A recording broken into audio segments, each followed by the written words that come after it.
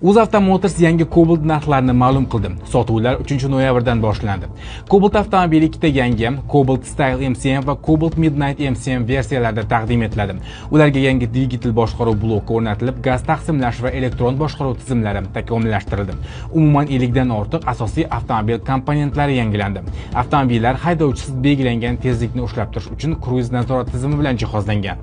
Android Auto va Apple CarPlay tizimlarini qo'llab-quvvatlovchi sensorli multimedia tizimi bilan smartfonlarni oson ulash, navigatsiyadan foydalanish, musiqa tinglash hamda qo'ng'iroqlarni boshqarish mumkin. Midnight MCM salonida ekocharmdan tayyorlangan, isitish tizimi bilan jihozlangan o'rindiqlar o'rnatilgan. Interyeri qora ranglarda ishlangan. Eksteryerda esa Midnight komplektatsiyasidagi kabi qora rangdagi yon oynalar, qora quyma g'ildirakli disklar va qoratilgan faralar mavjud. Style MCM versiyasining tavsiya etilgan narxi 156 million 100 ming so'm. Midnight MCM versiyaniki esa 165 million 200 ming so'mni tashkil etadi. Shu bilan birga Cobaltning mavjud komplektatsiyalari uchun narxlar o'zgarishsiz qoldi. Style ATA Plus 147 million 916 ming so'm, Midnight ATA esa 155 million 231 ming so'm.